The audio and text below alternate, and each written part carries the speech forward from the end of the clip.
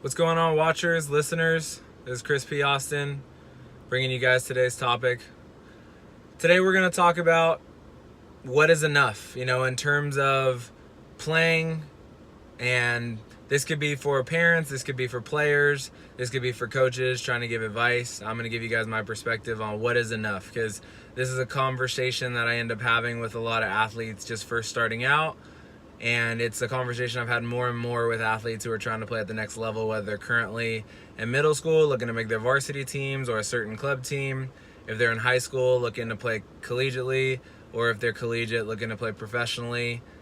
I think the concepts, in my opinion, kind of stay the same throughout, so that's what we're going to talk about. The first thing I'll say is you're going to have to make a decision on what you want, and that starts with being realistic on where you are. So if you're a person who's just starting the game, person who hasn't played a whole lot, maybe it's your first year of club, first year of high school, within your first few months of playing the game, it really depends on where you are. If you're between the ages, and I'm going totally generic here, if you're between the ages of 8 and 10, especially on the women's side, you don't really have to play that often. If you play every day, you're doing more than everybody else is doing, which is enough. Doing more than everybody else is doing is usually going to be enough.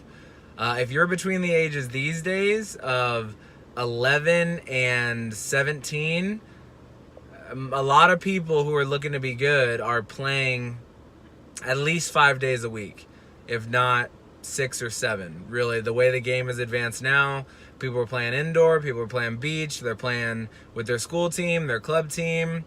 Some people are doing the backyard thing with their friends or with their families. And so you're going to have to make a decision on where you currently are, skill-wise, talent-wise, experience-wise. First, be realistic about that. Write it down on a sheet of paper. Be honest. And then you're going to have to make a decision on where you want to get to. So where is your end goal for the next 3 months? Where's your end goal for the next 6 months? That's an important question to ask. If you're a person who's just starting out, maybe you want to make a club team. I want to make my frosh soft team. That's a thing that some kids have come to me with before. If you're a person who's been playing for a little while, I want to make the ones team at my club, or I want to make the varsity team at my high school, or I want to play collegiately on the men's side or on the women's side. You have to see where you are first, and then you could goal set. I would say for people who are trying to play at the varsity level in today's climate, it doesn't really matter if you're in California, Texas, Utah, Wisconsin, Florida, or somewhere that's not in the United States. Anywhere. You should be playing at least 4 days a week, if not 5 or more. Really, the people who aren't playing at least that often for 2 hours in those days you're probably going to be behind the curve unless you're one of the anomalies athletically, or unless you've played sometime in the past. You've got to be playing at least 4 days a week. And if you're in the family situation where you don't know a whole lot about the volleyball world, or you're not in tune necessarily, you're listening to a club or to a high school or trying to get your advice from there, if you're going to follow my advice, that comes from seeing a lot of athletes at every level, 4 days a week is probably the minimum if you're going to want to reach those goals. Now, if you're a person who's played for a little while and you're thinking about next level, so I want to play collegiately, or maybe you're a collegiate person, I want to play professionally. If you're already playing collegiately, you're probably playing 5 days a week at least, especially during your season, and probably in your off season with the way it is now with open gyms and everything. But let's keep this in the middle school to high school perspective for right now, because that's where most of our clients end up coming from. You want to make sure that in those hours that you're spending playing, you're doing all the things inside of the game. So this is the thing that people don't pay attention to a lot. When they first come into the game, they're like, well, this person said I have really natural hands, so I'm going to be a setter. So I'm going to go to these practices and I'm going to set, or I'm going to take these private lessons and I'm going to set, and I'm going to go on the beach and I'm going to set. Or same conversation with, they think I jump high and hit the ball hard, so I'm going to be a middle blocker and I'm going to hit a lot of balls and I'm going to go take these privates and work on my hitting, or I'm an outside hitter and right now I'm 5'3" and I'm 12 years old and I'm supposed to end up being 6'9", or whatever these doctors say these days, and I got to hit the ball. You're going to give yourself the best opportunity to be good and make the teams you want to make if you're doing everything. And that begs the conversation, is there time to do everything? As long as you're researching and as long as you're going about it the right way, there is time to do everything, because if you're playing say you only have an hour in a day, and that's on the lower end, I think, for most people practicing or doing lessons.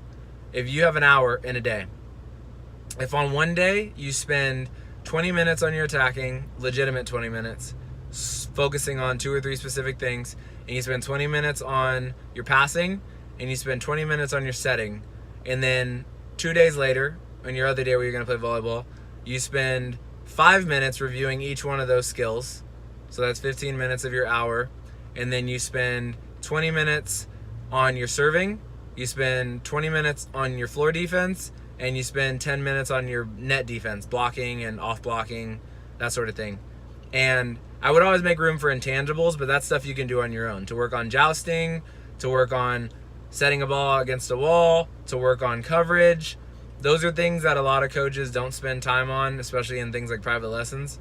So you should definitely make some time to think about them, or you can get good at those things by literally just watching. If you go on YouTube and watch volleyball matches of really high-level players, men's and women's at any level, if you go to the local game of the varsity team or go to the local collegiate match, you could learn a lot just from watching. So don't discount how much better you can get from watching if you're paying attention.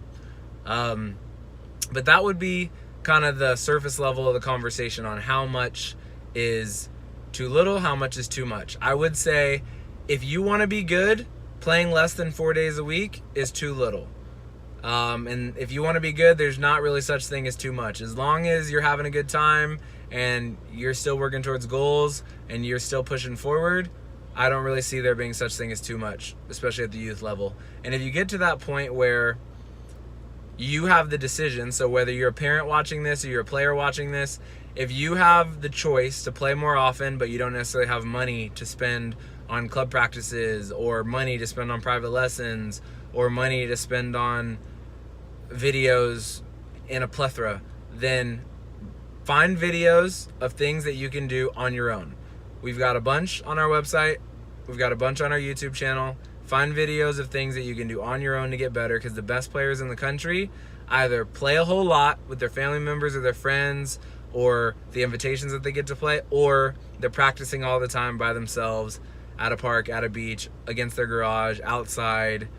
You can find a way to get better. So don't make an excuse and find a way to get better. If you have any more questions, you can reach me. All the information is down below. We'll talk to you soon.